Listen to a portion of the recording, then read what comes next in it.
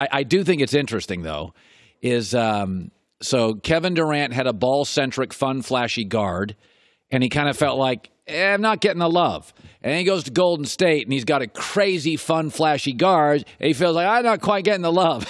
And now he goes to Brooklyn with Kyrie, who's a fun, flashy guard, knows has the ball in his hands. Is he just going into the same relationship? It does feel a little bit that way, but I would also point out, when he was in Oklahoma City early on, they were all super tight, right? They would do everything together. And it was actually a fight for Scott Brooks to get them to not play and work out together so much. And then Russell Westbrook got married, and they started to get some new faces, and obviously they lost. And there were some other reasons why he left. I mean, the biggest reason was he wanted a shot at LeBron James in the NBA Finals, and he got it 2 times in a row. Yeah. But I think when he was at Golden State, I think it was there's another story out that he and Steph never had a great relationship. It wasn't a bad relationship. It was just Steph's married. He's got a couple kids. His wife has reality shows and cooking shows, and when they're done, they shake hands, and Steph goes home, and KD goes to his spot. They don't live close to each other.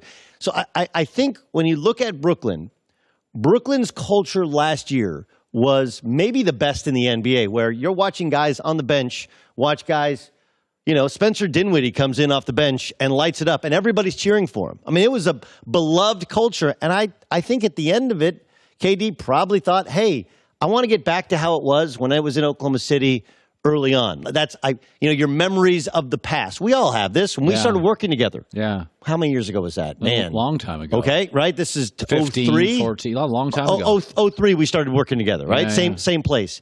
That place became different. Became more corporate. People's lives kind of veered off. Yeah. And it wasn't all in one location. And then I remember when I came here, the first thing I thought of was it was a lot like 03. I think that's what KD's thinking. Yeah. I don't know if it makes sense or if it works. Yeah. And you point out Kyrie Irving could ruin that culture the way that people believe he ruined the culture in Boston. But I think that's part of what drew KD to go to Brooklyn. So, there's always villains work. Tiger was polarizing, and the United States at the Olympics is polarizing, but the most watched, and New England's polarizing, and Alabama dominates the SEC, and they still in the South wake up every Saturday morning and can't wait for watch their Tennessee Volunteers and Auburn Tigers. So I look at Kawhi to the Lakers, and I think, listen, there should be the favorite, but I think most of the league today, my buddies around the country, loved free agency. Everybody feels energized. I don't think it ruins the NBA. No, I don't. Well, I don't think it ruins the NBA. Does it make it hard to identify who's where? Yeah. Free agency. There was a stat I saw the other day where I think, only 4 players or 8 players remain on their same team that were all-stars going back just 2 years ago. Like there's been that much movement of the elite players, and that's the distinct difference between the NFL and the NBA. Right. Is this mass player movement? But for Kawhi Leonard, if he stays in Toronto, I don't think that changes the league for the better. Like, the NBA needs something in New York. They got Brooklyn. It's not really a drawing card, but it'll do. Boston's still very much alive. I'm sure, like to get Chicago going. But Philly is legit, and they'll be real. And so you have some stars in the East. And now that New York is very much alive and well with Brooklyn, it doesn't change the NBA for the better or the worse in terms of the ratings if he goes to Toronto. It doesn't help because it's north of the border. The Clippers, it would provide, I think, more competitive balance, and that's probably the best fit for him. I mean, one thing not being pointed out was I'm not sure how it all fits together with the Lakers. I think it's cool. We'll have 3 of the top 5 players in the NBA. See, this is my thing. I don't think it's as easy as people think. Doug, if you get that, you will have, without question, even if Iggy came, one of the worst benches in the league and a bad 5th starter. You're one injury away. Well, not necessarily. You still have the mid-level exception. Who's going to get that? Well, I guess we'll just have to kind of find out what they can do creatively. I mean, look, you'll have 3 of the 5 best players in the league. I'm not Kawhi doubting Leonard that. is the best player in the NBA. People are going to have to, even you're going to have to kind of swallow hard and go like, yeah, he was the best player, especially with KD out with injury, and LeBron wasn't what he had been going back to last year. LeBron's still in that discussion. Anthony Davis, by everybody's estimation, still, and they both can play both ends of the floor. Maybe LeBron's the worst defender of the 3. So that's incredible. And then Kyle Kuzma fits perfectly with LeBron. So I guess LeBron becomes the point guard. Yeah. And then J.R. Smith gets bought out. Andre Iguodala shows up. That's a pretty, and they get a mid-level exception guy. That's a pretty good 7 or 8. But I don't know, Kawhi still needs the ball to be Kawhi. Anthony Davis, is he going to stand in the corner and be a stretch five? I don't know what his role is. I don't either. Like I get that he's geeked about being in LA and he'll be in Space Jam and that'll be cool, but I'm not sure he should really want Kawhi other than they're going to win a lot of games. And generally in the NBA, when you have the best players, you have a tendency to go far. But fit is interesting. I think Kawhi actually fits better with the Clippers, even though it's still the Clippers, and now you're drawn in by the drawing card, which is the Lakers. And look, they said we get Anthony Davis, they got Anthony Davis. We got LeBron James, and now it's your turn to kind of join that threesome. It's going to be fascinating the next 24, 48 hours. Okay. If you talk to these teams like many of us do, they have sheets. They have sheets. All right, here's the max contract guys.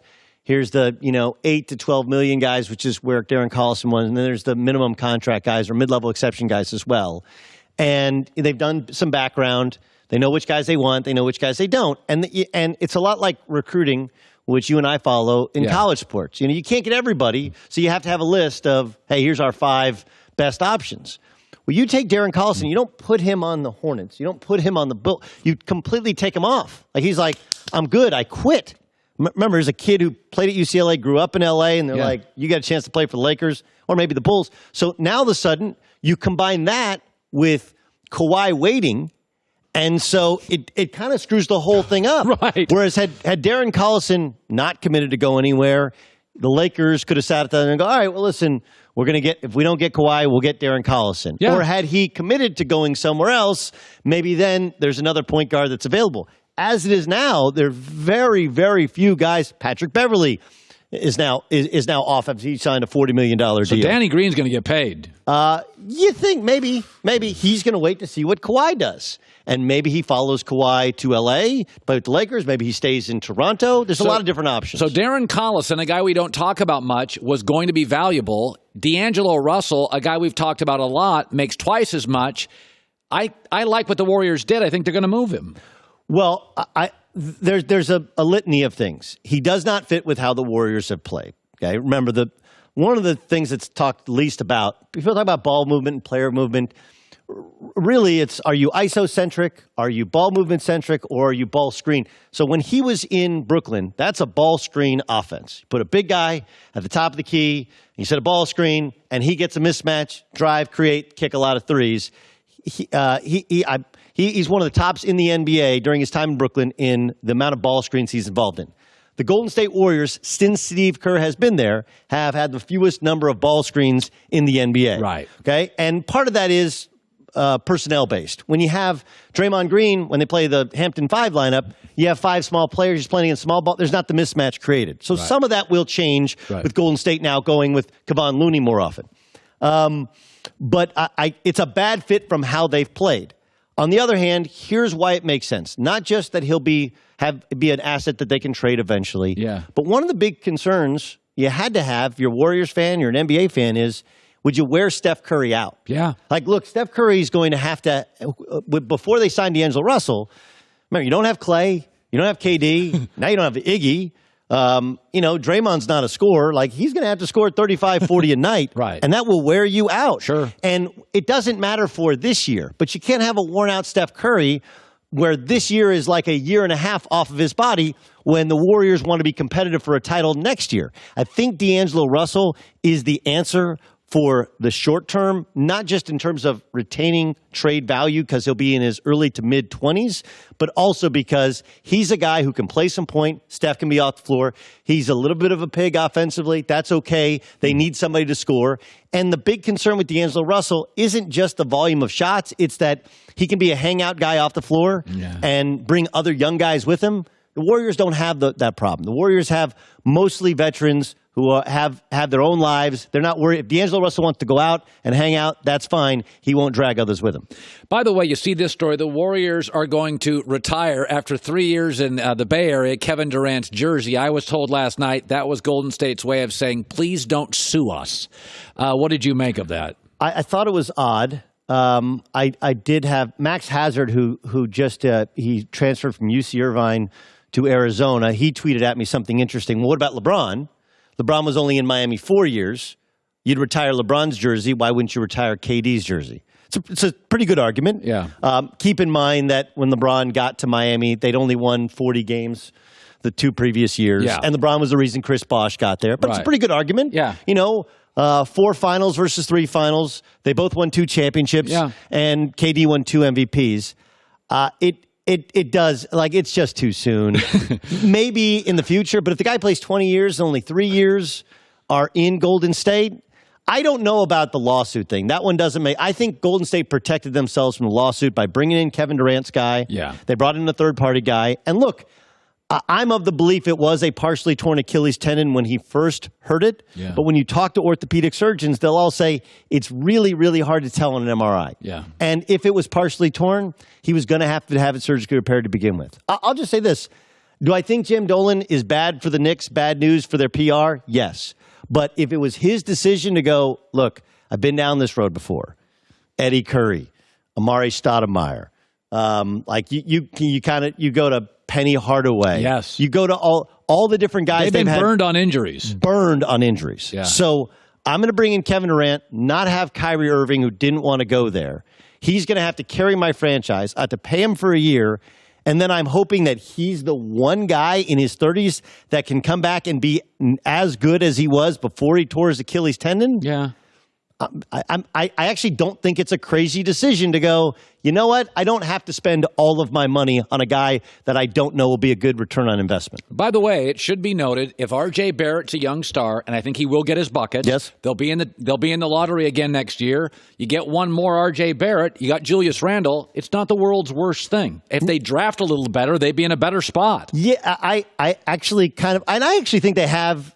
Look, they've had so many different management pieces. Remember, Right. Porzingis was a star before he got hurt. No question. Okay, so and that was a Phil Jackson draft pick. Other draft picks haven't panned out as well, but the draft is hit or miss. Yeah. I like Mitchell Robinson, who's Yes. going to be very young, very good player, elite shot blocker, rim runner, and Julius Randle's a solid pro. He's fine. They are kind of collecting power forwards there. But I don't think this is the end of the world for the Knicks. This is how you have to build, is you have to build organically and have some good draft picks and then add in a free agent or two. Listen, if R.J. Barrett hits, yes, they have a center who they believe is a star. And by the way, not only do the Knicks believe that, my sources, my guys love Mitchell Robinson. Yeah. And then they'll have another star in R.J. Barrett. It's not the end of the world. It's just that it's in New York. That's what Memphis has been. I like that plan a lot better than what Charlotte's doing. Like, Terry Rozier's a backup point guard that is going to be a starter on a bad team. You're going to pay $18 million to him. Like, that one doesn't make any sense to me. All right, so Magic had a big phone conversation with Kawhi Leonard. Why do I know about that? Because my takeaway is Magic wants some credit and everybody to know that he may have been crazy for quitting, but he did land LeBron and he's going to land Kawhi. It's kind of genius of Magic. It's diabolical genius, right? I mean, to leak the same stories to Ramona Shelburne and to Brad Turner, I mean, it's pretty obvious where their sourcing is. But it's kind of genius here because he's in a no-lose spot. Hey, I'm not even part of the Lakers, and he called me, and I sold him on anything you want. We'll take care of it. It'll be just like the old days. Magic will get credit for that. He will get credit. And if they don't get Kawhi Leonard, who's going to get the blame? Rob Pelinka. Correct. Correct. I set it up for you. And Rob Pelinka couldn't close. Coffee is for closes. See, and this is where I've supported Magic. People are banging on Magic, but this morning I'm driving in, people are banging on Magic. If I had the biggest personal individual sports brand in the city, I'm not talking team brand, that's Lakers or USC or whatever. But if I had the biggest personal sports brand like Jeter had for 10 years in New York, I have a right to protect it. I have a right to Magic's protecting his brand. Well, look, there's very much ego at play here. Yeah. And remember, there's a little bit of hurt ego in that Pelinka's Kobe's guy.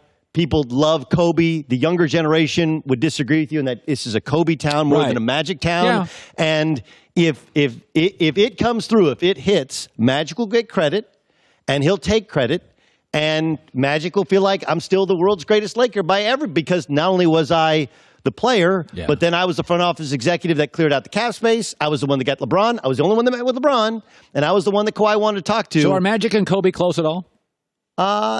Yeah, yes and no. I just, look, they're two huge egos. Yeah. And you don't have that kind of success without a massive ego. Both have it. And Kobe, of course, is kind of late in the cut, does his Mamba Academy, has his own TV production thing, and quietly plays behind the scenes, whereas Magic has been much more out in front. Hi, everybody. Thanks for watching. Subscribe here to get the latest from the show. Also, be sure to check out more of the best clips from The Herd or go watch a few segments from other shows on FS1.